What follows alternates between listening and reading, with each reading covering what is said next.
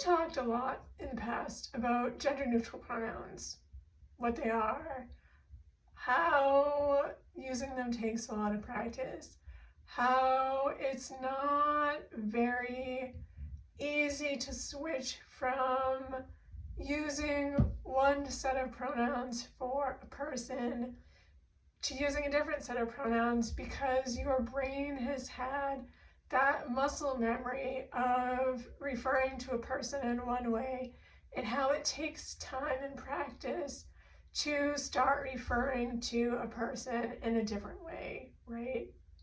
And so what happens when your child comes out as non-binary or transgender, and suddenly you're tasked with having to explain they, them pronouns or another set of gender neutral pronouns to your parents or your grandparents or somebody in a generation older than you who may not understand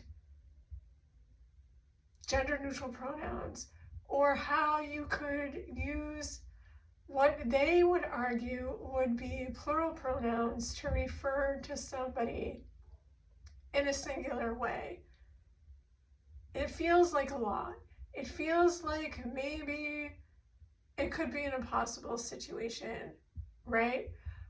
What we do really is we overthink it. We are under this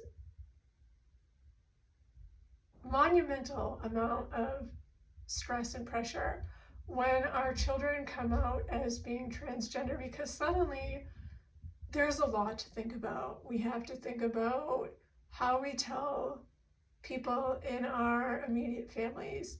We have to think about using a new name and using new pronouns, and what do we do about school, and what do we do about sports, and what do we do about this and that and everything else. And so we tend to overthink everything. When it comes to using they, them pronouns and explaining it to people, it's really not that complicated. We just make it complicated. People are using they, them pronouns to talk about other people already. They just don't realize it. When you go to explain it to somebody, use the simplest language and the simplest way that you can think of. Start with telling them that they already do it. And they do already do it. Use examples such as, when you're talking about somebody who you don't know, their gender, you use they, them pronouns. You would say, for example, they left their wallet on the counter, or they left their bag at the checkout counter, or I'm going to call them tomorrow to discuss whatever the thing is, right? So in a conversation, people already use they, them pronouns. It's just when suddenly they're having to think about using them for an individual, their brain freezes because they're like, well, how do I do that? How do I use those pronouns when I'm talking about somebody who uses she, her pronouns or he, him pronouns? And what it is really, it's just a matter of replacing one set of pronouns for another. And it's really that simple. So start there. Start with telling them they already do it. Then you can go on to explain how to replace one set of pronouns with another and give examples of how different pronouns replace others. So how does they, them, and their replace she, hers, or he, him, and his? And if you're wondering how that actually translates, I have a post about explaining they, them pronouns up on my blog this week, and you can go check it out. The link is in my bio. And the next thing that you could do is you could offer to help them practice.